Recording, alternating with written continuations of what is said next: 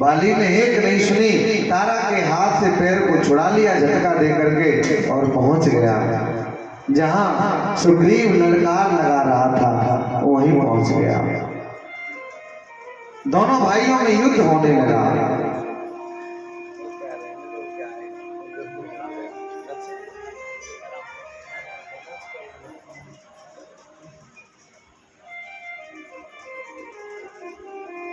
दोनों भाइयों में युद्ध होने लगा, सुग्रीव में और बाली में। बाली और सुग्रीव लड़ते हैं दोनों कुछ देर तक, लेकिन बाली ने सुग्रीव के ऐसे गदा का प्रहार किया, वैसे ही सुग्रीव एकदम गिर पड़ा और उठ करके भागा, हाँफता हुआ प्रभु श्री राम के पास पहुंचा। क्या मित्रता निभाई है, वाह मित्र वाह, क्या मित्रता निभाई है, कैसा भरोसा देकर के छल किया है, कितना बड़ा विश्वास दिया, बड़ी बड़ी ढींग हाँक रहे थे। कहा मैं जाओ, मैं एक ही बाण से बाली को मार दूंगा। लक्ष्मण बोले बना लो और मित्र, भरोसा नहीं है इसको आपके ऊपर, बना लो और मित्र। ऐसे कायर को देखो क्या कह रहा है, भरोसा नहीं है, और भरोसा नहीं है तो ऐसे को मित्र बनाया ही क्यों था। श्री राम बोले रुको रुको, कहने तो दिल में भरी है, निकाल लेने दो। सुग्रीव कहो क्या बात है कि आपने मेरे साथ धोखा किया है। क्यों? इसलिए कि जब आपने कह दिया कि जाओ बाली से युद्ध करना, मैं बाण मार दूंगा बाली में और उसका प्राण निकल जाएगा, लेकिन आपने बाण क्यों नहीं मारा? उसने मेरी हड्डियां तोड़ डाली होती, पसलियों का हड्डियों का चूरन बना डाला होता, और आप तो देखते रहे। तो श्री राम ने कहा एक रूप भ्राता तुम दो, तुम दोनों एक ही रूप में थे, इसलिए मैं बाण नहीं मार सका, क्योंकि कहीं बाली के बजाय सुग्रीव को बाण न लग जाए तो अपयश फैल जाएगा संसार में, अपयश। दुनिया क्या कहेगी कि देखो मित्रता करके और सुग्रीव को मार डाला, सुग्रीव को। इसलिए मैंने बाण नहीं छोड़ा, मजबूरी है। भगवान कहते हैं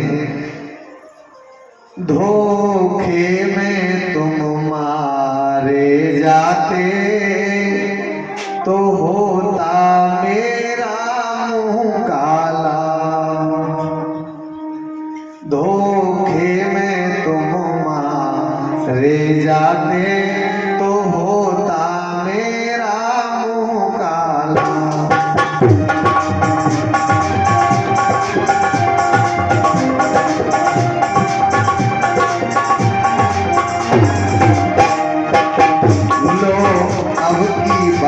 चले जाओ कल पहनो फूलों की माला,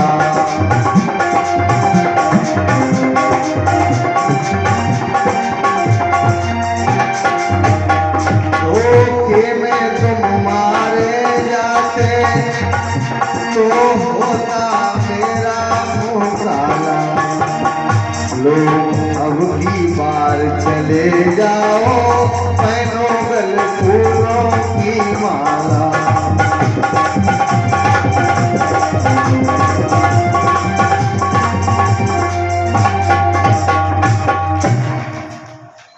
लो अब मैं तुम्हें फूलों की माला पहनाता हूँ और जाओ अब बाली को ललकारना, और मैं पहचान लूंगा कि ये सुग्रीव है, ये बाली, ये माला से पहचान लूंगा। अब मैं समझ गया कि क्या तरकीब लगानी है, और भगवान ने सुग्रीव के गले में माला पहना दी, जाओ और ललकारो भाई को। और सुग्रीव चले हैं आज, और जाकर के सुग्रीव ने ललकार लगाई है, बाली ओ बाली, बाली ओ बाली। तारा ने कहा आ गया, फिर ललकार लगा रहा है, आ गया। और स्वामी मत जाओ, बाली को पकड़ लिया। फिर तारा ने बाली का पैर पकड़ा, नहीं स्वामी जाने मत, जाओ मत, जाओ मत। श्री रघुवीर हैं इसके साथ में, और उन्हीं के बल पर ये कूद रहा है, और उनके आगे किसी की पेश नहीं जाएगी प्रभु। अरे सुग्रीव के सिर पर प्रभु का हाथ है, उन रघुनाथ का हाथ है, रघुनाथ का हाथ है। लेकिन फिर भी बाली नहीं माना, और दौड़ता हुआ चला गया जहाँ सुग्रीव था, और सुग्रीव के पास जाकर के और बाली ने आज अपनी मुष्टकाली सुग्रीव में और बाली में दोनों में युद्ध होने लगा है, एक दूसरे से भिड़ जाते हैं। भगवान देख रहे हैं, कभी सुग्रीव भगवान की तरफ आ जाते हैं तो सोचते हैं अगर अब बाण मारो तो सुग्रीव के न लग जाए। कभी बाली इधर आ जाता है और जैसे ही भगवान बाण मारने को तैयार होते हैं वैसे ही सुग्रीव इधर आ जाता है, भगवान बाण रोक लेते हैं। फिर बाली जब भगवान की तरफ आता है तो भगवान बाण मारने के लिए तैयार होते हैं, लेकिन सुग्रीव फिर आ जाते हैं भगवान की तरफ। ऐसे दोनों में ऐसा मल्लयुद्ध हो रहा है। एक विकल्प की आड़ में भगवान ये कौतुक देख रहे हैं, ये दृश्य देख रहे हैं, कब अवसर मिले और मैं बाली के बाण मारूं।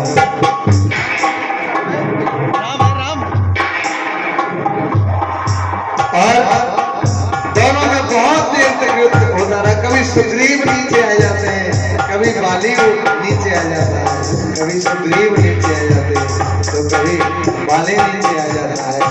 और भगवान ने वृक्ष की आड़ में छुप करके और बाली के एकदम से तान करके कसके ऐसा बाण मारा सीने पर कि बाली एकदम से धराशायी हो गया और जमीन पर गिर पड़ा। सुग्रीव एकदम से प्रसन्न हो गए, मैंने मार दिया बाली को, मैंने मार दिया।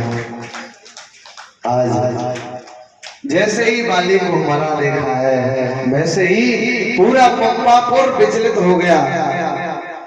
परा विकल में सर के लागे, पुन उठ बैठ देख प्रभु आगे, पुन पुन चित चरण चित दीना, सुफल जन्म माना प्रभु जीना। आज विकल होकर के धरती पर गिर गया है। अब तो सुग्रीव रोने लग जाते हैं, भैया भैया क्या हो गया भैया, भैया इस अभागे ने अपने भैया को मार डाला। कहते हैं एक बहुत अच्छी बात आती है, भाई चाहे कितना भी बैरी हो लेकिन वक्त जब पड़ता है, वक्त पड़े पर भाई की याद आती है। किसी कवि ने बड़ा सुंदर लिखा है, नींव को चबाते समय कड़वा लगता है नींव, कब कब निभिया कड़वी लागे और कब कब लगती शीतल छाँव। कब कब नीम कड़वा लगता है, कब शीतल छाया लगता है। नीम को जब हम चखते हैं तो नीम कड़वा लगता है, लेकिन जब धूप पड़ रही हो तो नीम के नीचे बैठो तो कितना प्यारा लगता है नीम। और कब कब भैया बैरी लागे और कब कब लगे दूसरी माँ। दूसरी भुजा कब लगता है भाई और कब बैरी लगता है भाई। अरे बांटत भैया बैरी लागे, जब हिस्सा बांट हो रहे हो, खेत बट रहा हो, घर बट रहा हो, संपत्ति का बंटवारा हो रहा हो तो भाई बैरी लगता है। और जब किसी से लड़ाई हो जाए तो भाई बहुत प्यारा लगता है, दूसरी भुजा लगता है। बांटत भैया बैरी लागे और रण में लगे दूसरी बात। आज सुग्रीव रोने लगे, भाई चाहे कितना है जाए बैर वक्त सुध अपने की आवे, चाहे कितना भी बैर हो जाए पर वक्त पे अपने की याद आती है। सुग्रीव कहते हैं भैया मैं अभागा बन गया, मैं तुम्हारे लिए ब्याज बन गया और मैंने तुम्हें मार डाला। बाली ने कहा सुग्रीव अब तुम विलाप न करो, विलाप न करो, तुम तारा का ख्याल रखना सुग्रीव, और मैं तो मर गया। तब तक प्रभु श्री राम आ जाते हैं बाली के पास और प्रभु श्री राम को देख करके बाली प्रसन्न हो जाता है।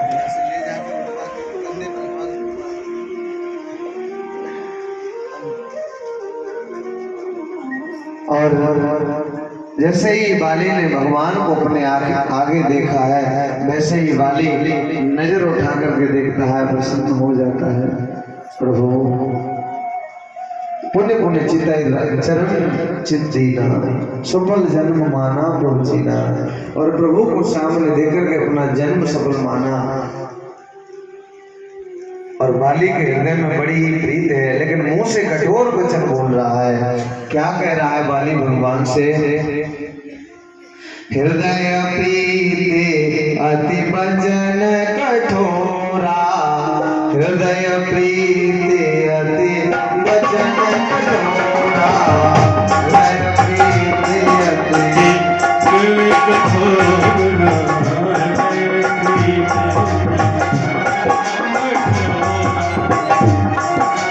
बोला चितई राम की ओरा बोला चितई राम की ओरा बोला चितई राम की ओरा धर्म है तो अब करे गुसाई मारे मोर व्याध की नाई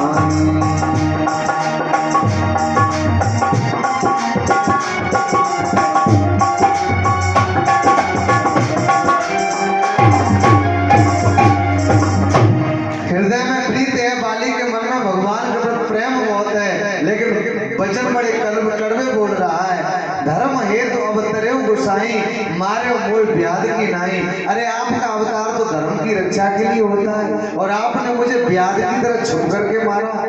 जैसे व्याध छुप जाता है और अपने शिकार में बाण मार देता है, ऐसे ही आप तो धर्म का अवतार है प्रभु और आप व्याध का रूप ले लिया आपने, मुझे छुप करके बाण मारा मेरे प्रभु। मैं बैरी सुग्रीव प्यारा कारण कवन नाथ मोहि मारा अब गुण कवन नाथ मोहि मारा। प्रभु सुग्रीव में तो कोई अच्छाई नहीं, वो कायर है, वो भगोड़ा है, वो डरपोक है और मुझ में बल था। आपकी प्राण प्रिया सीता को मैं रावण को मैं 6 महीने अपने बगल में दबा के रखा।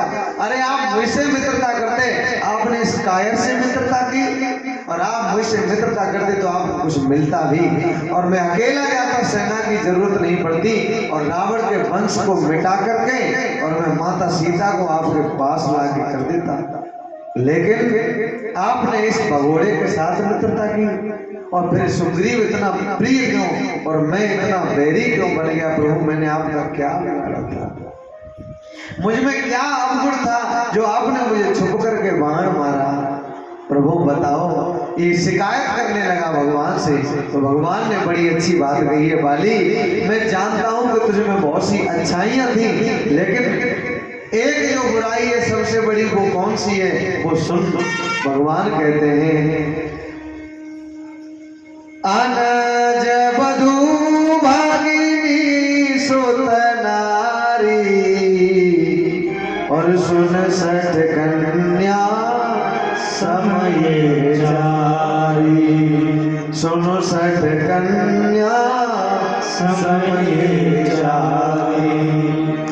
अपने भाई की पत्नी अनुज बधू, अनुज कहते हैं छोटे भाई को, अपने भाई की छोटे भाई की बहू, अपनी कन्या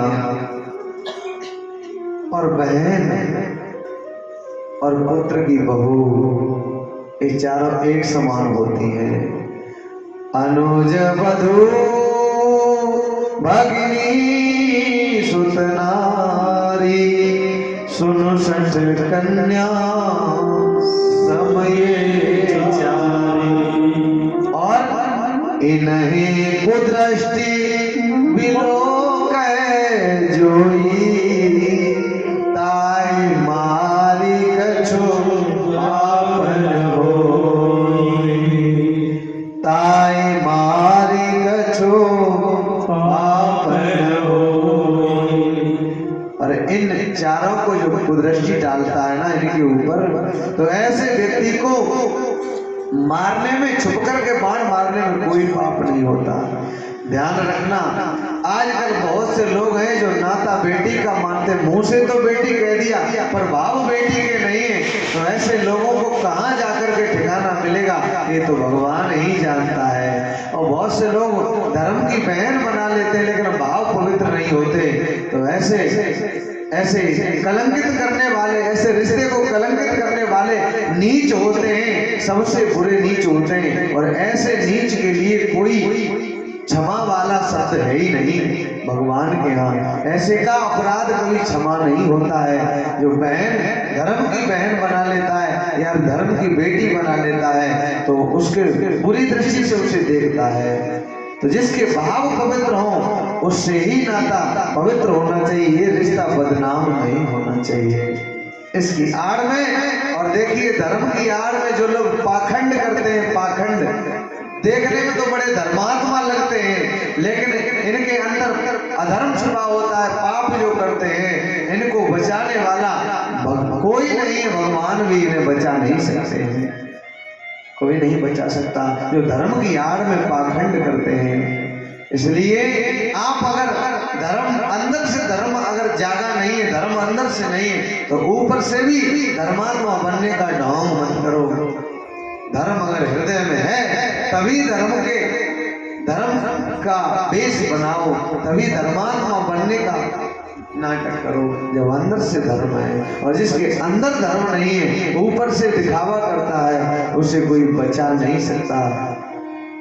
मन मैले तन उजले ऐसे बहुला भक्त अनेक, जिनके मन गंदे हैं और शरीर बड़े उज्जवल हैं, ऐसे बगुला भक्त बहुत है। बगुला देखा है, सफेद कलर का बगुला जो मछली को तालाब में, हाँ मछली को उठा ले जाता है। कैसे बैठ जाता है समाधि लगा के, जैसे बहुत बड़ा तपस्वी हो, और जैसे ही मछली आती है तो एकदम गप कर लेता है। मछली जानती है कि बड़ा कोई समझदार बैठा है, कोई तपस्वी बैठा है, और मछली धोखा खा जाती है।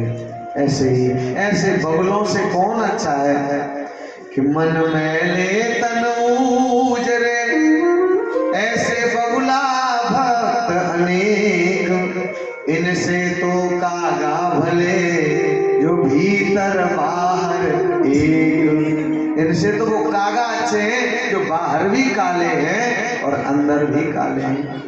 कम से कम व्यक्ति डरेगा तो ऊपर से भी व्यक्ति बुरा हो और अंदर से भी बुरा हो तो वो उससे बढ़िया है। जब उसे देख के लोग डरेंगे तो कि भाई दूर रहना, ये ठीक आदमी नहीं है।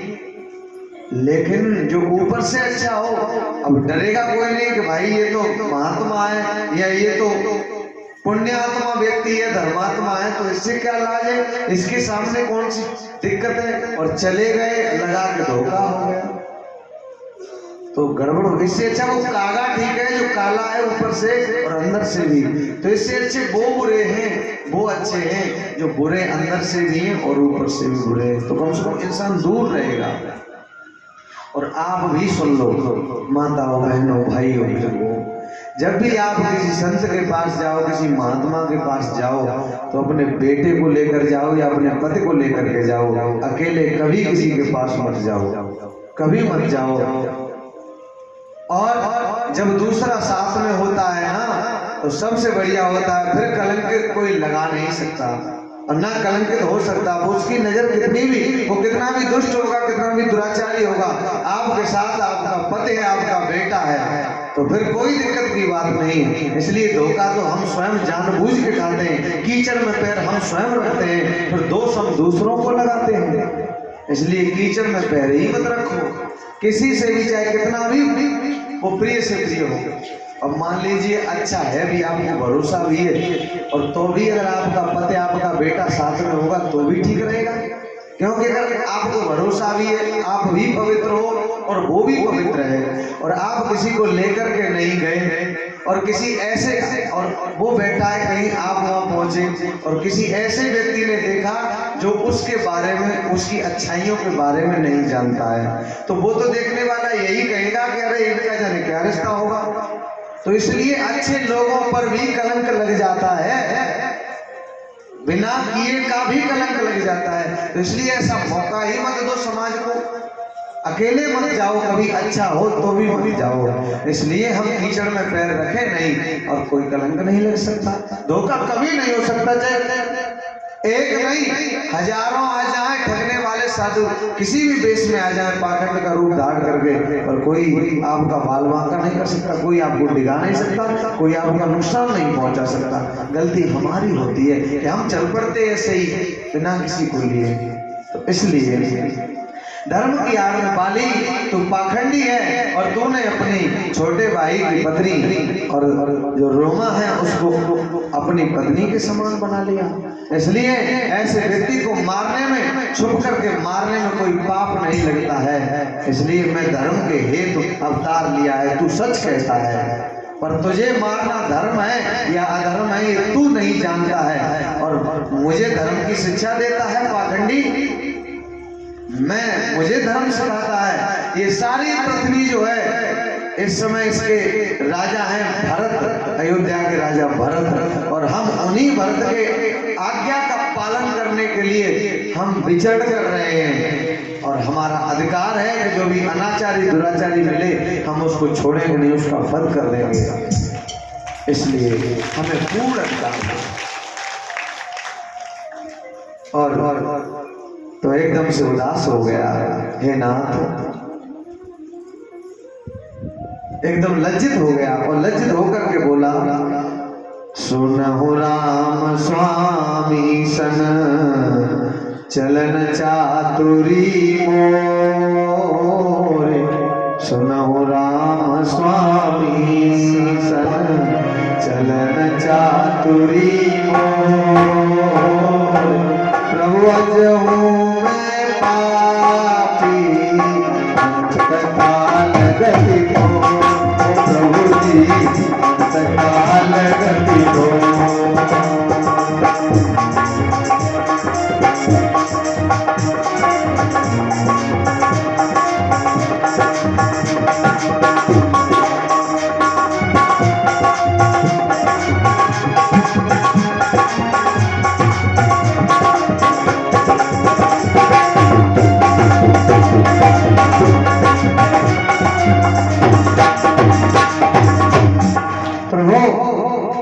आप मरते समय मेरे सामने खड़े हैं, अब मैं पापी कहाँ रहा, अब मैं पापी कहाँ रहा। आपका दर्शन मैंने पा लिया और मैंने सुना है, शास्त्र कहते हैं कि प्रभु श्री राम का दर्शन हो जाए तो बड़े से बड़ा पापी उनके दर्शन को पाकर के पवित्र हो जाता है। तो अब भी मुझे पापी कह रहे हो, अब मैं पापी कहाँ रहा। बाली के वचन सुने भगवान ने कहा, वाह बाली बड़ा चतुर है। सुनत राम अति कोमल वाणी, बाल शीश पर सेव निज पानी। और जैसे ही भगवान ने ये वचन सुना वैसे ही बाली के सिर पर हाथ रख लिया। बाली आज भगवान की तरफ देख रहा है, निराश होकर के, उदास होकर के, मानो जैसे पिता की तरफ बालक देखता है। तो प्रभु को दया आ गई कि ऊपर से वाणी तो कठोर बोल रहा है पर इसके हृदय में मेरे लिए प्रेम है, प्रीत है। इसलिए भगवान को दया आ गई और भगवान ने बाली के सिर पर हाथ रख दिया। बाली तू चिंता मत कर, तू पवित्र हो चुका है। अब तू एक काम कर, क्या तू चाहता है तो मैं तुझे पंपापुर का राजा बना दूं, तुझे जीवित कर दूं दोबारा। तू मरेगा नहीं, तेरा बाण की जो पीड़ा है वो एक ही में छूमंतर हो जाएगी और तू जैसा था वैसा ही हो जाएगा। अगर तू चाहे तो बता, तुझे फिर से पंपापुर का राज्य दिला दूं, राजा बना दूं। उसी समय बाली ने कहा, प्रभु मैं नहीं चाहता। हाँ, एक शर्त है, अगर मेरी मौत आए तो ऐसे ही इसी रूप में दर्शन देना भैया लक्ष्मण के साथ, तो मुझे जीवित कर दो। अगर ये लाभ नहीं मिले तो मैं जीवन नहीं लेना चाहता। भगवान ने कहा कि ये दोबारा नहीं मिलेगा, ये अवसर दोबारा नहीं मिलेगा, ये तो कभी कभी मिलता है। तो मैं जीवित नहीं होना चाहता। इतना तो करना स्वामी, जब प्राण तन से निकले, गोविंद नाम लेकर, गोपाल नाम लेकर मेरे प्राण तन से निकले। इतना तो करना स्वामी, हर भक्त की यही चाह होती है। इतना तो करना स्वामी, जब प्राण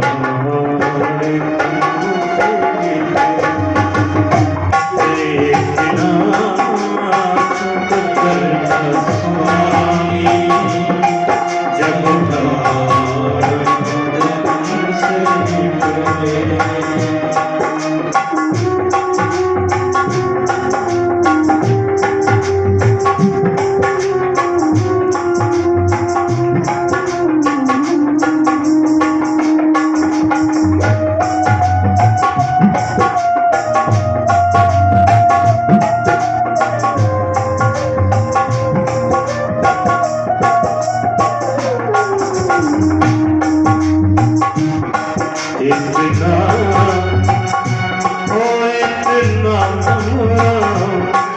इतना तो करना स्वामी जब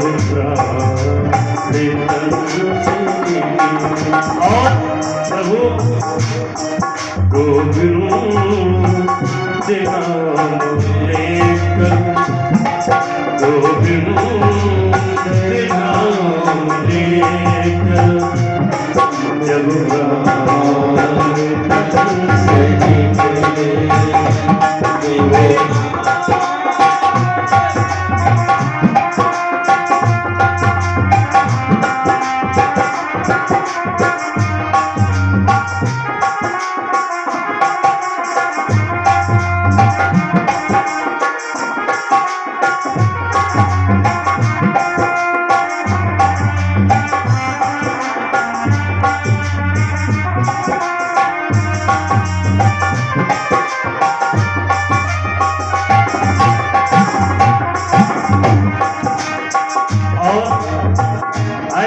सभी कहे प्रभु ऐ मेरे परमात्मा श्री गंगा जी का तट हो श्री गंगा जी का तट हो यमुना का बंसी बट हो श्री गंगा जी का तट हो यमुना और कहे प्रभु ऐ मेरे सामने मेरा सांप निकट हो मेरा सांप निकट हो मेरा सांप निकट हो जब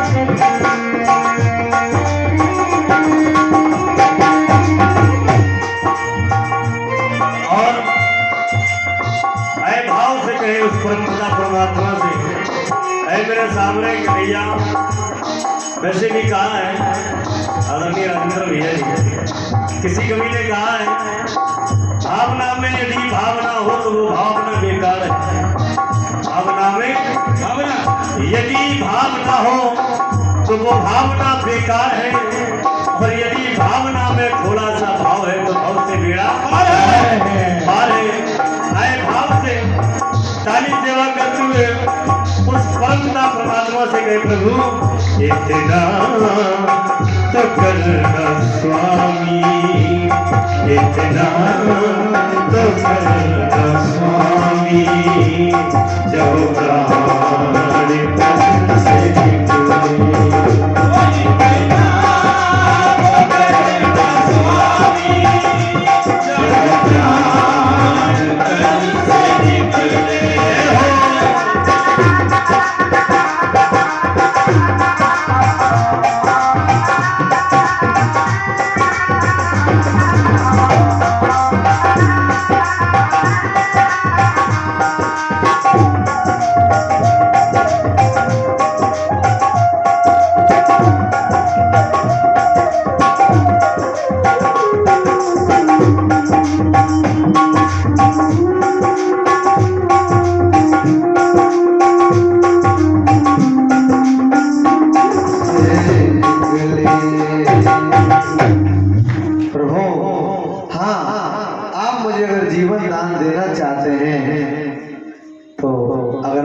ऐसा मौका मिले तो ठीक है, अगर न मिले तो मैं जीवित नहीं होना चाहता। क्यों कि ऐसा सुनहरा अवसर फिर कहाँ मिलेगा।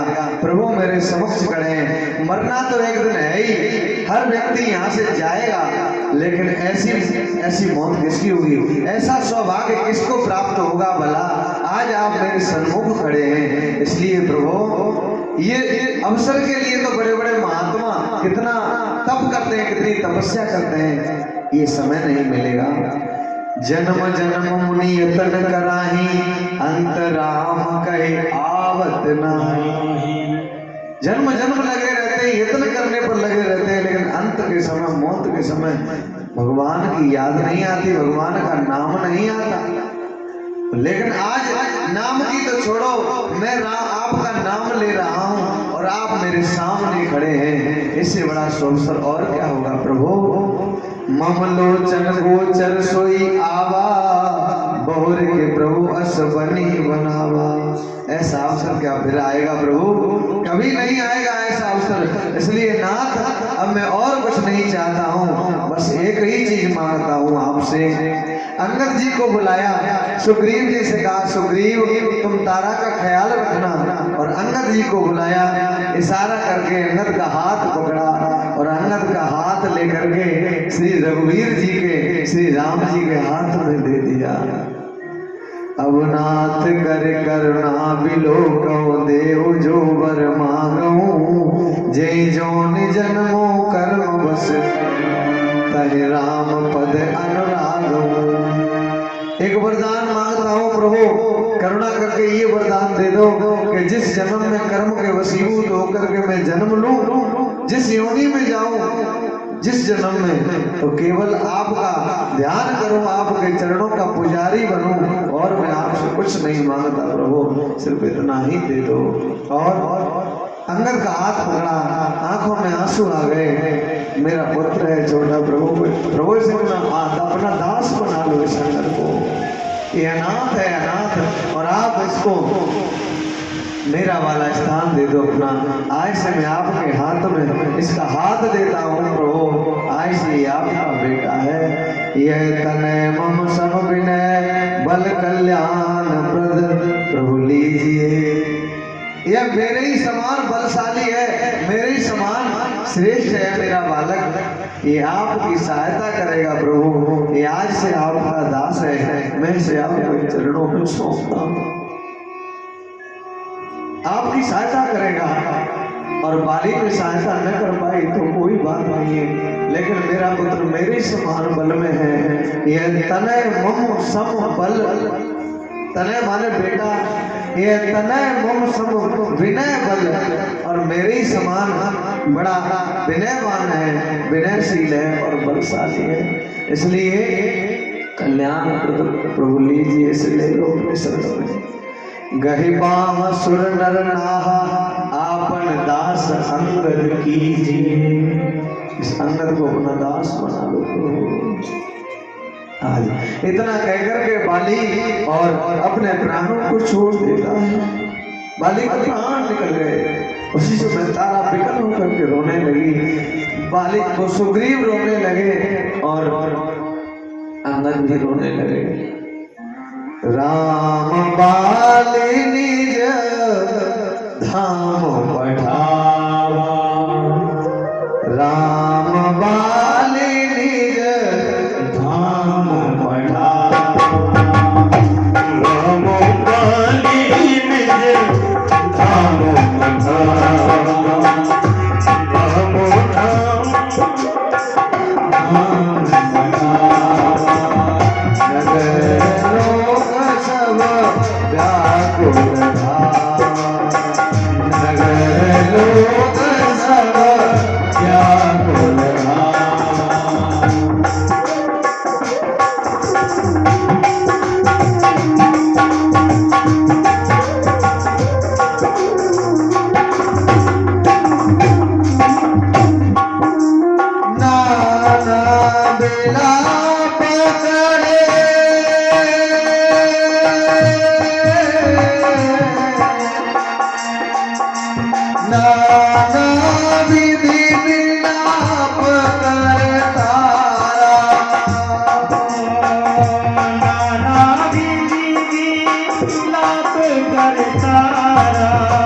छूटे के सनद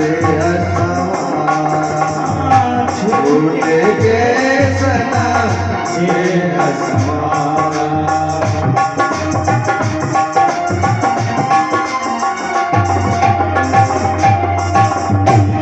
तारा नाना प्रकार विलाप करने लगी। बाली के सीने में अपनी सिर को मारने लगी, अब हाथों को बाली के सीने में पीटने लगी, अपने सिर को जमीन में मारने लगी। स्वामी मुझे अनाथ करके चले गए, अब मैं किसके सहारे रहूंगी? ये तारा अनाथ हो गई, तारा का तो सुहाग उजड़ गया। प्रभु मैं किसके सहारे रहूंगी? तारा को जैसे ही बिहार देखा प्रभु श्री राम ने, वैसे ही बाली की पत्नी तारा को समझाया, देवी धैर्य धारण करो, तुम चिंता मत करो, तुम्हारा पति कहीं गया नहीं है वो तुम्हें छोड़ करके। अरे उसे तो ऐसी गति मिली है जो बड़े बड़े महापुरुषों को, योगियों को नहीं मिलती है, वो तुमसे दूर नहीं है।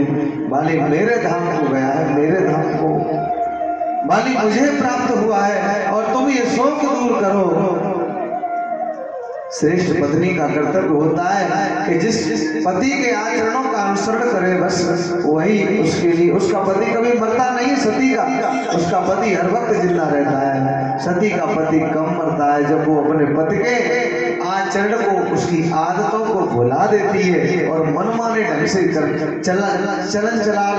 चाल चलन करने लगती है, तब वो उसका पति मरता है। और तब तक सती का पति नहीं मरता जब तक वो अपने पति के हिसाब से चलती है, पति के अनुसार जीवन यापन करती है। इसलिए तारा तुम्हारा पति तुमसे अलग नहीं हुआ है, तुम चिंता मत करो। अरे तारा बिकल देखी रघुराया, और दीन ज्ञान हर लीन माया। तारा को समझा दिया, ज्ञान दिया भगवान ने तारा को, और उसकी माया का जो पर्दा था वो हट गया, सारी माया का नाश कर दिया भगवान ने। और सुग्रीव को आज कहा है जाओ कुंभपुर में। भगवान श्री राम ने लक्ष्मण जी से कहा जाओ लक्ष्मण जाओ, और जाकर के तुम सुग्रीव को राजा बना दो, राज्य की तैयारी करो, सब सामान मंगाओ और सुग्रीव को राजा बनाओ। राजा